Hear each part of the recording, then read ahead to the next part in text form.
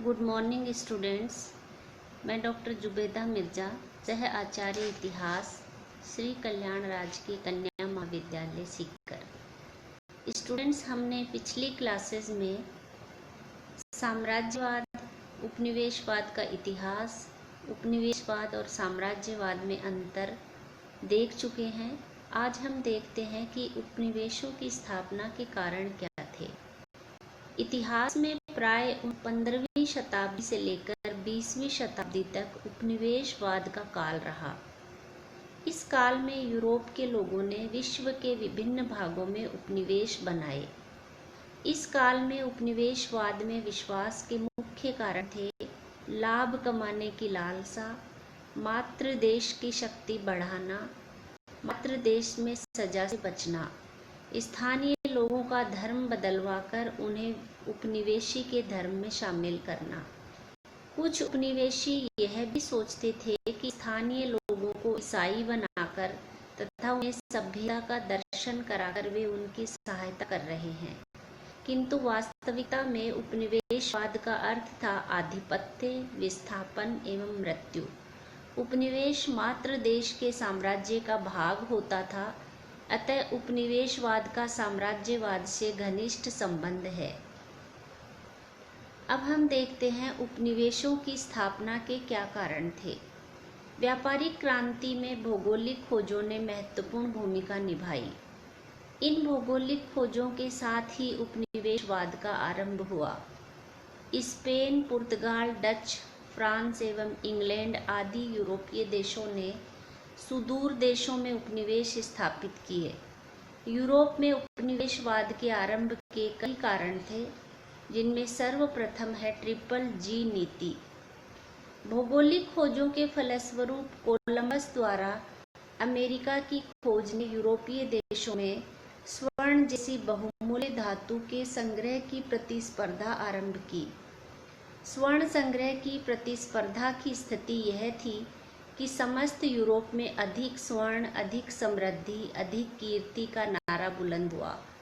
अब समस्त यूरोपीय राष्ट्रों का मुख्य ध्यान सोना, कीर्ति एवं ईश्वर अर्थात गोल्ड, ग्लोरी एंड गॉड पर केंद्रित हो गया। उपनिवेशों की स्थापना से यूरोपीय देशों को सोना भी मिला, कीर्ति भी फैली एवं धर्म का प्रचार भी हुआ। अतः ट्रिपल जी नीति निसंदेह उपनिवेशों की स्थापना का एक कारण अवश्य था। दूसरा कारण हम देखते हैं कच्चे माल की प्राप्ति। व्यापारिक समृद्धि के फलस्वरूप यूरोपीय देशों में कई उद्योगों की स्थापना हुई।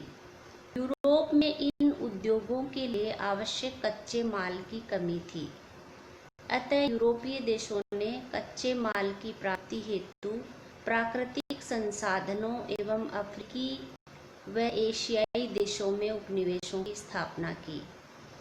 इसके अतिरिक्त निर्मित माल की खपत करना भी उपनिवेशवाद का मुख्य कारण था। उद्योगों की स्थापना एवं कच्चे माल की उपलब्धता से औद्योगिक उत्पादन तीव्र गति से बढ़ा। चूँकि इस समय सभी यूरोपीय देश आर्थिक संरक्षण की नीति पर चल रहे थे, अतः इस निर्मित माल को खपाने के लिए भी उपनिवेशों की स्थापना की गई। अर्थात प्रत्येक उपनिवेशों को शक्तिशाली राष्ट्रों द्वारा जबरन निर्मित माल की खरीद व कच्चे माल के निर्यात हेतु बाध्य किया गया। जनसंख्या में वृद्धि। यूरोप के विभिन्न देशों में औद्योगिकरण के परिणाम स्वरूप नगरों की जनसंख्या में अत्यधिक वृद्धि हुई। कालांतर में अतिशेष जनसंख्या को बसाने के लिए भी उपनिवेशों की स्थापना को बल मिला। प्रतिकूल जलवायु।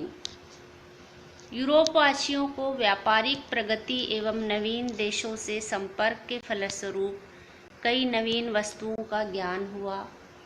आलू, तंबाकू, भुट्टा आदि का ज्ञान उन्हें पूर्वी देशों के साथ संपर्क से ही हुआ। गरम मसाले, चीनी, कॉफ़ी, चावल आदि के भी अब वे आदी हो गए थे।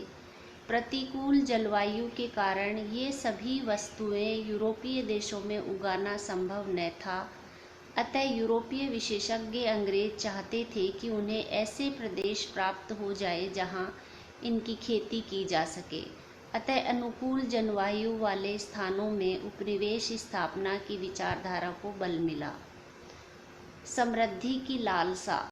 भौगोलिक खोजों के परिणाम स्वरूप प्रारंभिक उपनिवेश पुर्तगाल एवं स्पेन ने स्थापित किए। इससे उनकी समृद्धि में वृद्धि हुई। अतः इनकी समृद्धि को देखते हुए समृद्धि की लालसा में अन्य यूरोपीय देश भी उपनिवेश स्थापित करते गए।